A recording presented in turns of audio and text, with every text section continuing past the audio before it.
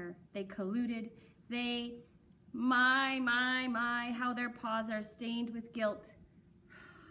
It was over. I could no longer help her. I could no longer stamp the trails. Wherever I was, they would warn the two-leggers and bring attention to my whereabouts. I had to rush. I had to constantly hide.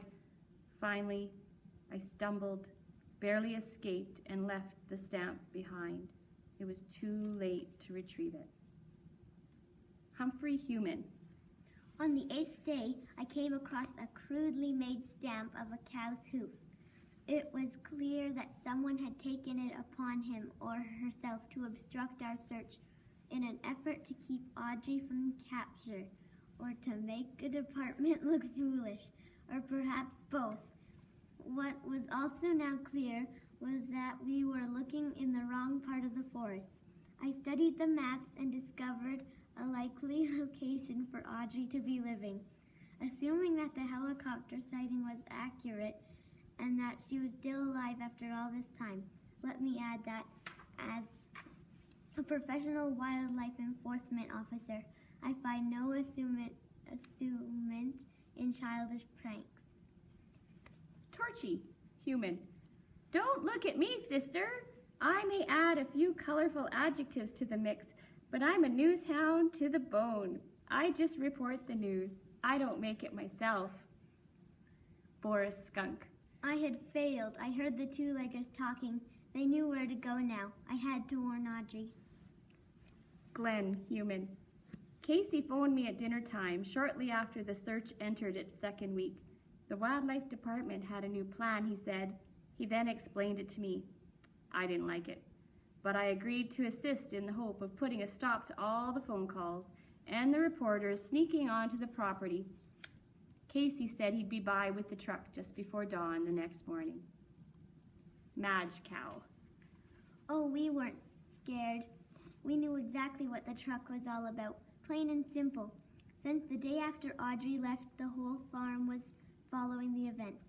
Eddie taught himself to fetch the paper from the mailbox at the end of the drive each afternoon and then drop it down at little girl Elspeth's feet as she got off the bus. Poor Eddie was so desperate to know Audrey was all right, so eager to learn if she had eluded those hunters another day. But then, so were we all. A lot of the animals couldn't even wait for Roy to make the rounds. Those who had the freedom to move about or were able to convince Buster to open their gates would head over to Farmer's house to stand under the kitchen window to hear the latest. We were all rooting for her, even Norma, even Max, I suspect. So when Farmer came and got me and Agnes that morning and loaded us on the truck, we knew why we were being taken away. Okay, maybe Agnes was a bit confused, but I knew I was not happy about being used as an accomplice in Audrey's capture. Claudette Cougar. Nasty creature Charlet, nasty and vicious, ruined my face. Talked of friendly meetings and then ruined my face. Vicious creature, but still stupid, still prey. Hunting her would be a pleasure. No more caution, no more waiting. Stupid Charlet was going to be my dinner, and after I took her down, I was going to eat her slowly. Audrey Cow. When I look back, I can say that I made the best of things. I can say that I even found moments of small joy. I spent my days with Doris and her family, learning more and more about the forest and observing the creatures that made their life under its leafy canopy. If I stopped to listen, I could hear a symphony of sounds around me. From above, there were warbles, twitters, and love songs. From the pond, there were croaks, peeps, and trills. From the burrows and brambles, there were chitters, squeaks, and hisses. All these languages were new and unfamiliar, but my ears grew accustomed, and quickly I could make out a word here or a phrase there. I discovered how truly universal our conversations are. Let us look for food together.